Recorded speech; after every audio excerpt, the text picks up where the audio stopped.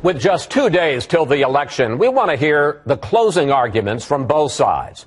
First, the Republicans and their last presidential nominee, Mitt Romney, who's been campaigning for the GOP candidates in more than 24 states across the country. Governor, welcome back to Fox News Sunday. Thanks, Chris. Good to be with you.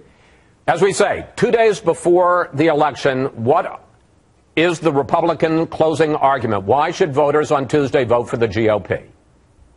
Well, first, this is really the last chance for America to pass judgment on the Obama administration and on its policies. And the president himself said he's not on the ballot, but his policies are. That includes hesitancy and weakness abroad, which has led to a certain degree to the rise of ISIS. It also includes the violation of the most fundamental promise of Obamacare, to let people keep their doctor and their insurance if they wanted to keep it. It's a policy also of basic amnesty for those that come to the country illegally. I think that's where we know where the president's going to head as soon as the election is over. And by the way, those are policies that are not helpful for the poor in this country.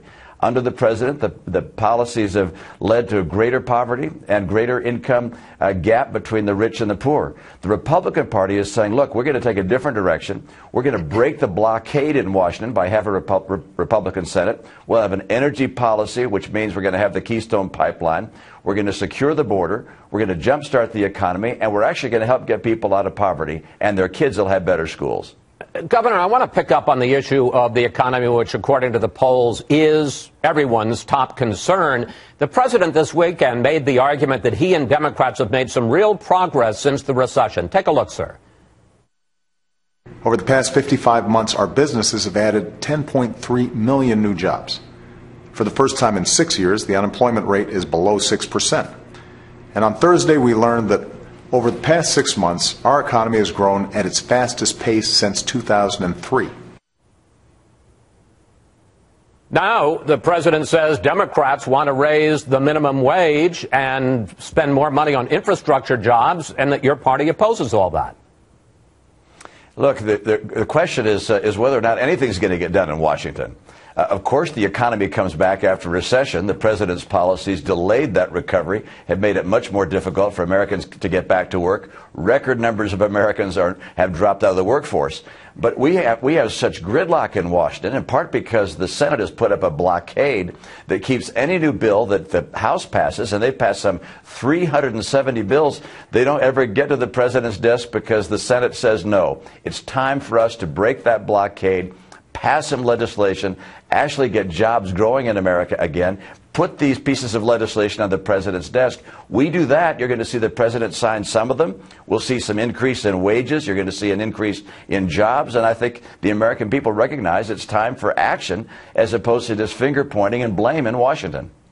Governor, one way the Democrats are going after Republicans this year is the same way that President Obama went after you in 2012. In fact, people are now calling it getting Romneyed. Here are Democrat Michelle Nunn going after her opponent in the Georgia Senate race, as well as Illinois Governor Pat Quinn, both of them going after their businessmen opponents. He said that, from his own words, that he spent the majority of his career outsourcing jobs. And, I just question whether that's the criteria that we want in the person who is running for Senate. My opponent is a job eliminator. As I said earlier, he's started firms to teach other firms how to outsource. Governor, have you come up with a way that businessmen who are running should answer that? Well, I think you're finding Democrats across the country pretty desperate at this stage, trying to distance themselves from the president who they vote for time and time again, and even won't admit that they do. And I think the American people have recognized that these attacks on a person's character, the attacks on women, the attacks related to race, all these things are getting weaker and weaker, and people are saying, look, we're tired of being manipulated by Democratic candidates who take us for granted. I think you're going to find that these arguments have less and less sway, and people are stopping and saying, look, do you really want to see change in Washington? Do you want to actually have a blocking of the whole gridlock process? And do you actually want to have progress on things like the economy, schools, health care, and a strengthening of America's hand abroad? And by the way, one other issue we haven't spoken about, which I think is very much on people's minds, is the, if you will, the less than competent management of the federal government. Everything from the IRS to the Veterans Administration to the Centers for Disease Control and HHS itself on the implementation of Obamacare.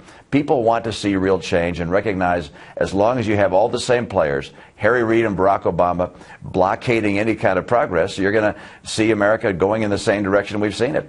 But Governor, you know, let's talk about the Republicans and how much they've changed. After 2012, the Republican National Committee did what was called a postmortem on what they needed to do to change, to do better in the election, how to reach out more. Here's what they had to say about Hispanics.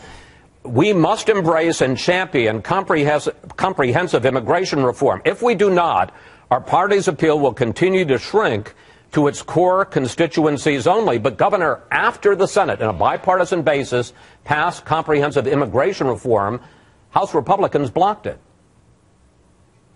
Well, what you're going to see is when you have Republican House and Republican Senate, you're going to have, of course, Democrats still vote for the bills Republicans come up with, because you can't get something through the Senate unless you have 60 votes, and that means you got to get a lot of Democrats.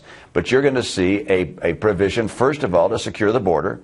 Second of all, to deal with those who've come here illegally. And third, to make sure that our immigration policies are more open and transparent to the many people who do want to come here illegally. That's going to happen. You're going to see a bill actually reach the desk of the president if we finally have someone besides Harry Reid sitting in the Senate.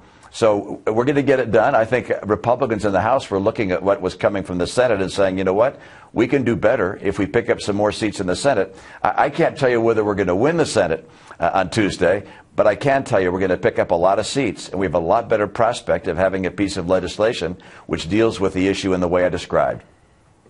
Governor, a couple of weeks ago, Republican Party Chair Reince Priebus put out 11 principles for what he says the party should stand for this year, but they were awfully general. Let me put up a couple of them. On the economy, we need to start growing America's economy instead of Washington's economy so that working Americans see better wages and more opportunity. On health care, we need to start over with real health care reform that puts patients and their doctors in charge, not unelected bureaucrats in Washington.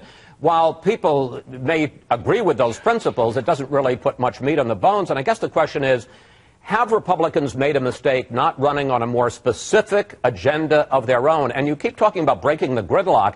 Yes, a Republican Congress, House and Senate will pass bills, but will they pass bills that the president will sign?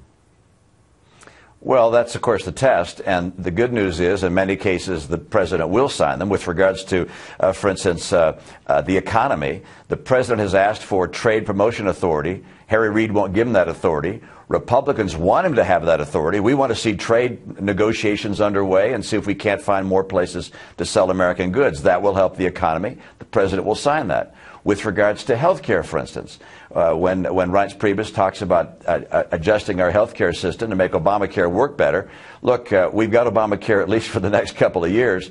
There are a number of things a lot of Democrats in the Senate agree with Republicans on. One is to keep the penalty for people who are in part-time work from driving more people out of full-time jobs. And so these kinds of changes, I think you'll actually see the president sign. I'm absolutely convinced that you're going to see, with a Republican-led Senate, if we're lucky enough to get that, you're going to see bills get to the president's desk. He will sign some.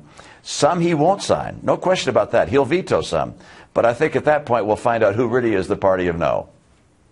Finally, as soon as this election is over on Tuesday, you know we're going to all start talking about 2016 and the presidential race, and one of the big questions is whether or not you're going to run again. Your most recent comment on that was you said probably not, but, quote, things could change. On the other hand, and let's put this up, your wife, Ann Romney, had a different answer. She seemed to slam the door shut. She wrote, when asked, are you guys going to run again? Done. Completely. Not only Mitt and I are done, but the kids are done. Done, done, done.